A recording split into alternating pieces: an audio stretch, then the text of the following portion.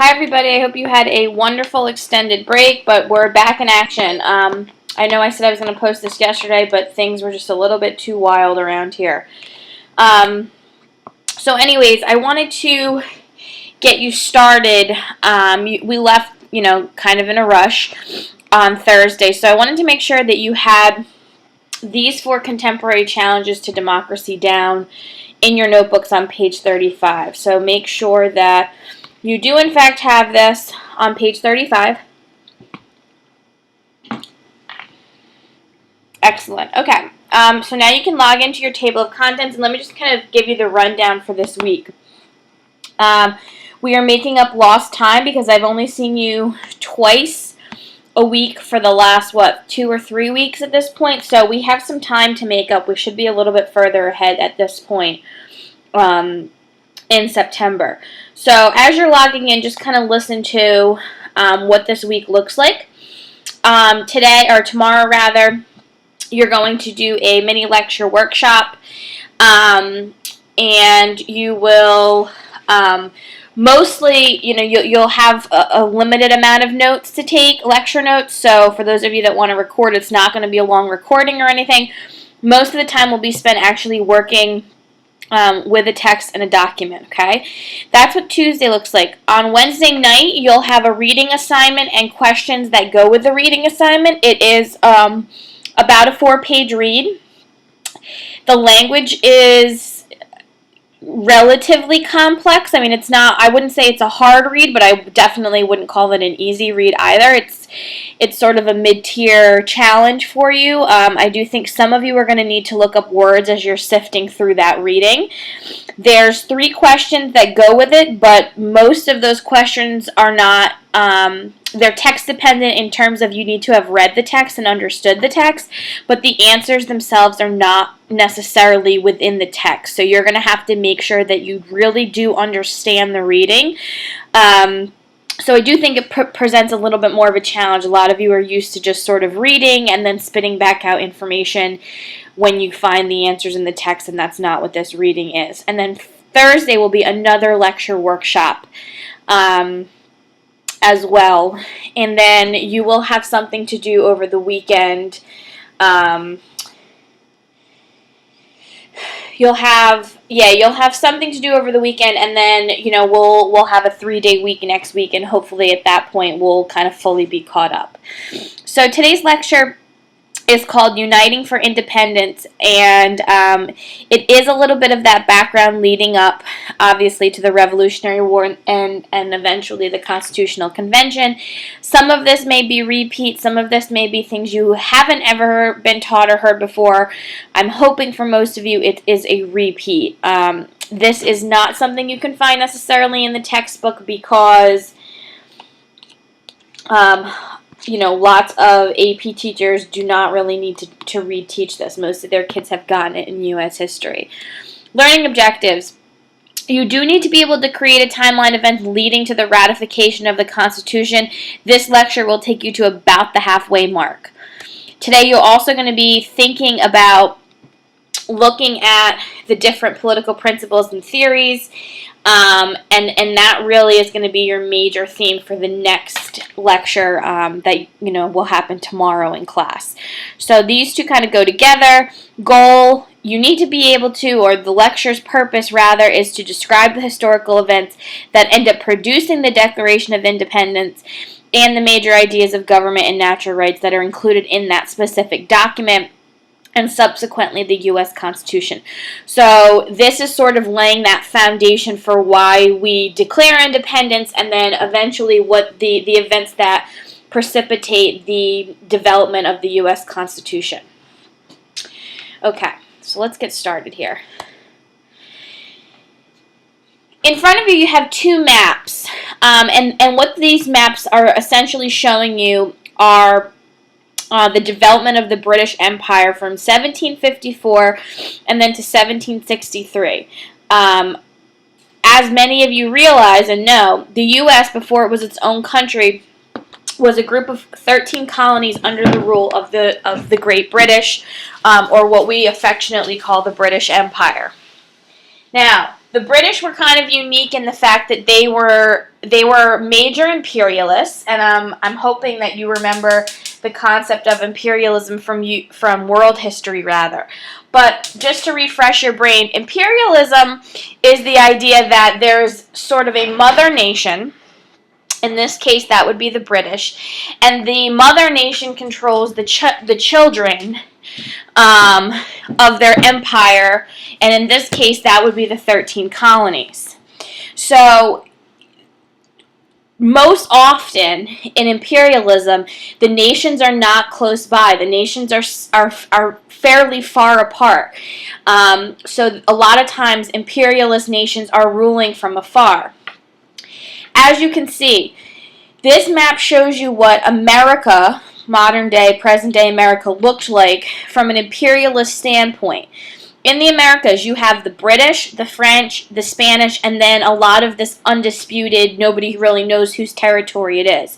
But basically, you have your three major nations in 1750, all have their hands, so to speak, in the Americas, specifically our country today, United States. Prior to 1950, the British operated the colonies under a policy that they called salutary neglect. And basically what salutary neglect meant was that as long as everything was going well in the colonies, the British basically would leave the colonists alone. And they would let the colonists self-govern and basically control their own, policies, and the basic structure of how society was set up was primarily left to the colonists themselves. And that is sort of how things like, that's basically the reason why William Penn came over here and the Pilgrims and so on and so forth. The British, all they really expected in return was dibs on, exports, things that were going to be made or created here were going to go to the British first. And obviously there was some tax revenue, which is very common in any kind of imperialist society. What was uncommon was the idea of salutary neglect. Typically, an imperialist country wanted full control or full reign over the areas that they had colonized. So the British and the American relationship was very unique in the fact that the British didn't really want that. The British sort of wanted to leave the Americas or the American colonies alone and let them do what they needed to do. Well, that's going to change beginning in 1754. In 1754, the British and the French are going to get involved in a conflict called the French and Indian War. Sometimes it's called the 7 Years' War because it lasted 7 years. Essentially, they were fighting for that set of land that is shaded, with the stripes. Okay. Now, the reason why that piece of land was so important to both the French and the British, I'm sure you're realizing right now, is because that piece of land bordered the Mississippi River, the Ohio River. Okay, Mississippi River, obviously, is enormous and basically expands half of the country. The Ohio River feeds into the Mississippi River, so it's important that way. It also leads up through the St. Lawrence River in Quebec and things of that nature, which is important because it connects the entire area of North America. Okay, so the Ohio feeds into the Mississippi, but the St. Lawrence feeds into the Ohio. Now, from the British standpoint, the Mississippi and the Ohio runs parallel to the 13 colonies. From the French standpoint, the Mississippi and the Ohio is smack dab in the middle of Louisiana, which the French were controlling along with the Spanish at that time. The Mississippi feeds directly into the port of New Orleans, which also obviously is a major area into the Atlantic Ocean.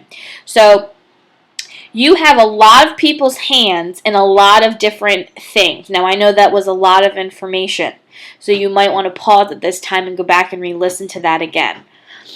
But essentially, as of 1754, things are disrupted, and as a result, the policy of salutary neglect is disrupted.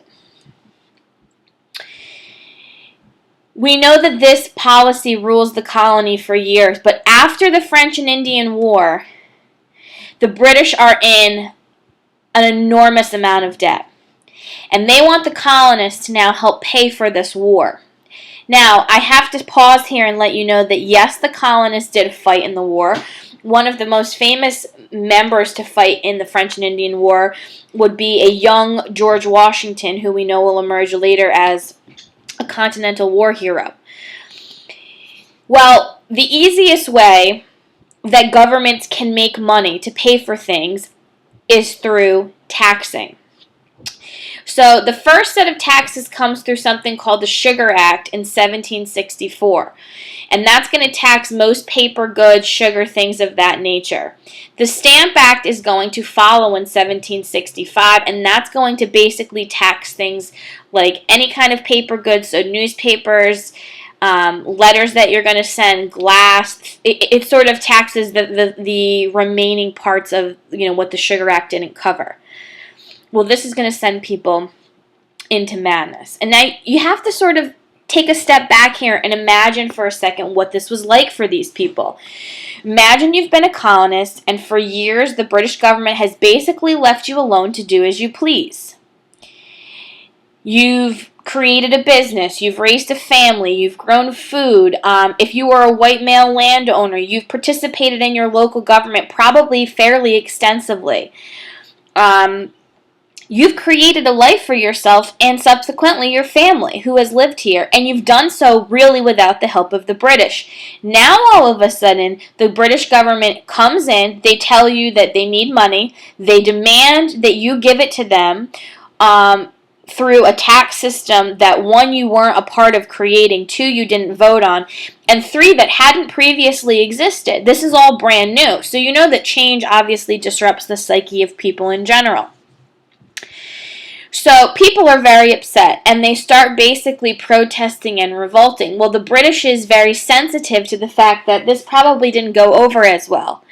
So then they pass what's called the Quartering Act, and they realize that there's some unrest in the 13 colonies, particularly in the eastern region, like Massachusetts, New York, Pennsylvania, and they realize, well, we better bring some soldiers in here to make sure that these areas basically don't erupt.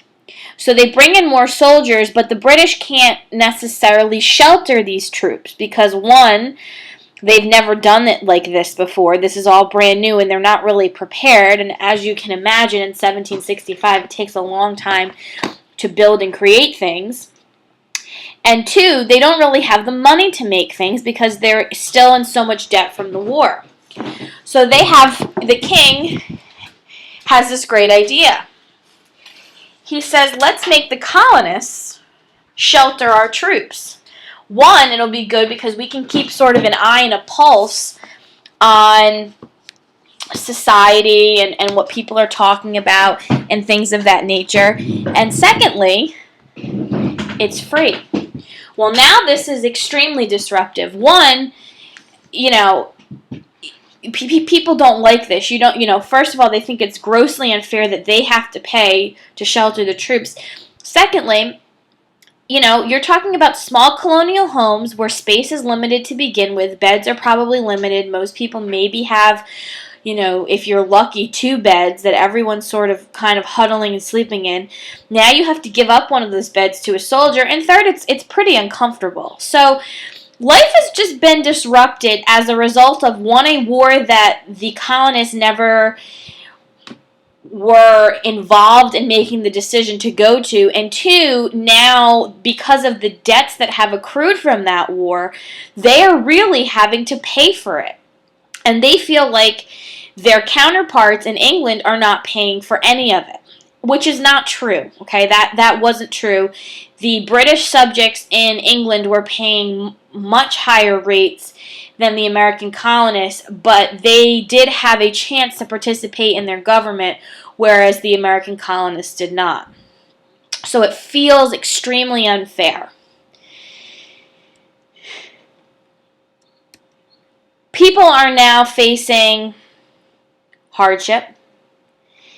But the thing that I think was most upsetting was this concept of representative government that was being challenged. The colonists had really self-governed themselves for years. And all of a sudden, the shift and the changing of that was extremely upsetting because to the colonists, they felt like they did not have any say in what the money was being used for. It wasn't just providing money that was upsetting. I mean, that was upsetting, but it was mostly that the government was demanding money and the colonists had no clue as to what the money that they were now forking over to their imperialist mother nation was using. And you've probably heard of the phrase "no taxation without representation." Well, that's sort of the famous phrase that emerges from this time period, and that's one of sort of the rally cries of the colonists saying, "Hey, you can't tax us if you don't let us participate in our government." So lots of different areas and colonial resistance emerges during this specific time. And one group in particular called the Sons of Liberty, they are going to organize a lot of resistance in dealing with this disruption in their day-to-day life. Famous people that were part of the Sons of Liberty would be Samuel Adams, the cousin of future President John Adams, Paul Revere, okay, who I know you have all heard of.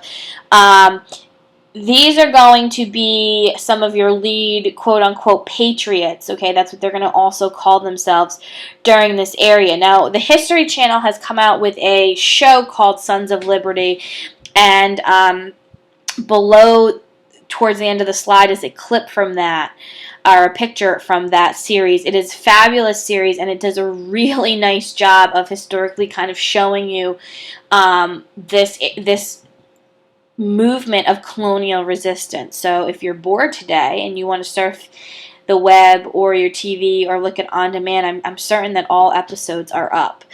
Now, the Sons of Liberty have sort of been, and I think the History Channel does focus a bit on the violent aspect because that's what's entertaining. They did use some violence, but not really as much as I think historians sort of like to maybe focus on.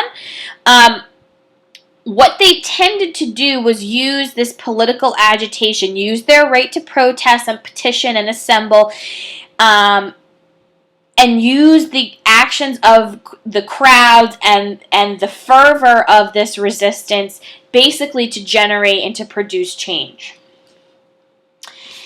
And so now we're going to talk a little bit about some of the specific areas of resistance and things that occur as a result of the colonists' basically anger about some of these tax policies.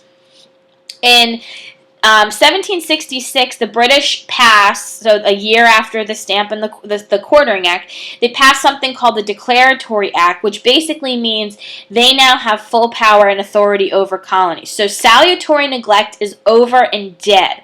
I mean, officially by law. It had been, but this is sort of the nail in the coffin, so to speak. Additionally, the British Parliament, under the leadership of the King, offer something called a writ of assistance to any British official. And what that means is any British official can now go into your property as a colonist and search and seizure and take anything, search your property, and then seizure meaning to take anything that they want. And some of you are maybe thinking, oh, I get why we have the Fourth Amendment now. Yeah, the Fourth Amendment stems from the 1766 Declaratory Act. This was an invasion of privacy. This was meant so that people could not protest, so that people could not challenge the authority and the rule of the British Crown and the British King, King George. This was seen as a direct threat to any kind of self-governing that the colonists had once had. That's over because of this. In 1770, in March, there's a scuffle in the town square of Boston where British troops accidentally fire on some Boston colonists. The event was basically precipitated by the colonists themselves. The colonists basically did it on purpose. And 5 people are killed as a result. And In the paper, they call it the Boston Massacre. Now, we know it's not really a massacre because only 5 people die. And the drawing at the top corner of the slide is a engraving that Paul Revere is going to do that's going to be used as propaganda. And as you see, right, it looks like the British soldiers in the red coats, what we often call them the red coats, are attacking the American colonists. And that's really not how it occurred at all. It happened at nighttime. It was dark. It was snowy. The British soldiers were provoked. They had snowballs being thrown at them. And it is stated that one of the British soldiers slipped and his musket fired into the air, which gave the colonists who were there, who had guns, license to shoot. They thought they were being quote-unquote shot at, even though they really knew that they weren't. And that is what subsequently, caused the Boston Massacre. So it was sort of the colonists provoking the British troops, but it was done purposefully. It was called a massacre. It was done on purpose this way so that it could gain and muster support for other colonists, not just living in the Boston and Massachusetts area, but throughout the 13 colonies at the time. In 1773, under the leadership of the Sons of Liberty, the colonists of Boston are going to protest a Tea Act, which is also another tax on tea and imported goods, which basically was done by King George. And they're going to break onto a British ship. They're going to dump 45 tons of tea into the Boston Harbor. We often call this the Boston Tea Party. They're going to dress as Native Americans when they're doing it. That's that picture on the bottom there. And at the time, the 45 tons of tea would have cost the British Empire about $30 million. So this was a huge financial attack on the British government for the taxes that they had been imposing on the colonists themselves. To combat this, the British are going to respond with something called the Intolerable Act. In other words, we're not going to tolerate your really bad behavior. They're going to close the Boston Harbor. Nobody can leave Boston. Nobody can enter Boston besides British officials. And they're going to bring in royal governors who are going to rule Boston with an iron fist. You're not going to be able to have a town meeting. You're not going to be able to have people, groups of more than 15 people meet at a time. And the entire city of Boston is going to be occupied by these British troops. So they are effectively really going to rule Boston with an iron fist, following the Tea Party in 1773 with the passage of the Intolerable Acts.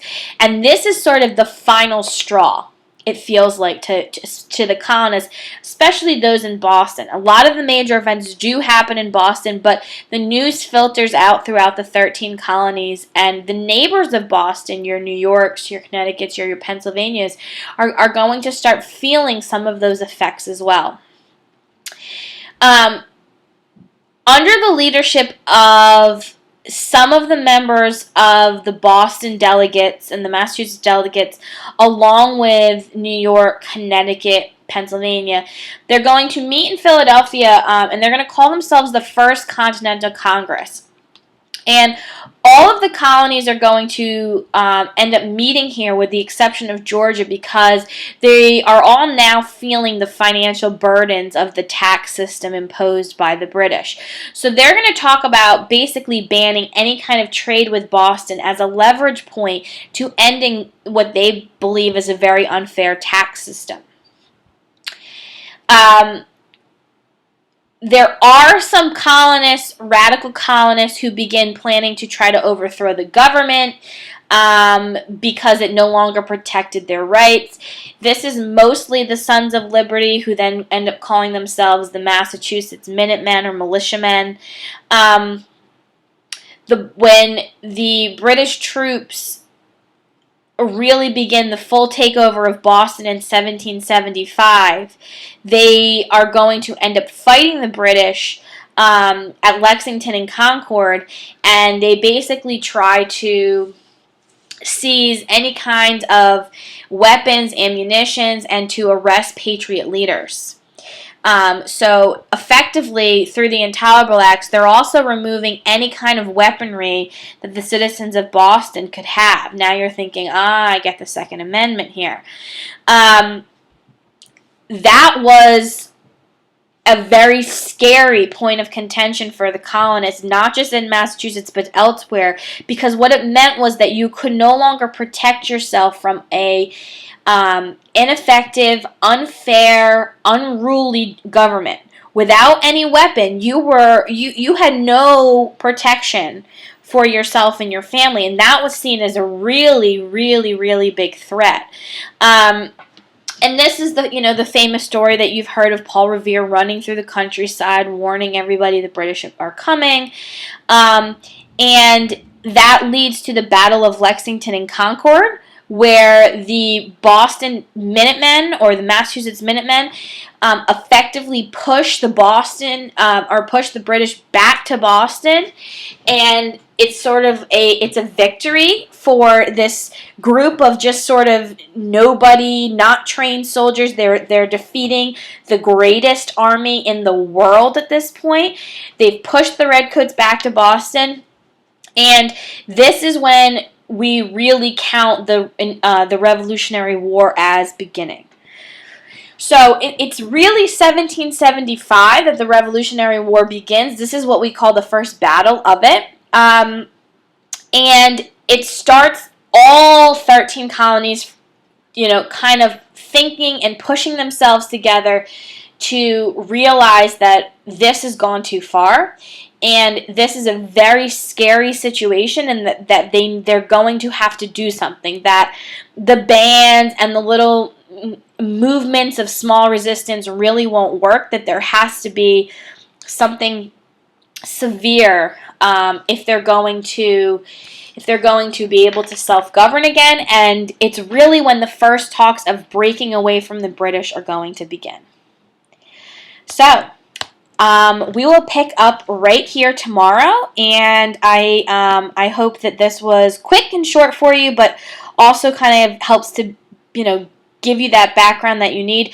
Please come in with questions tomorrow. I will be giving you a small little check-in. Okay, I will see you tomorrow.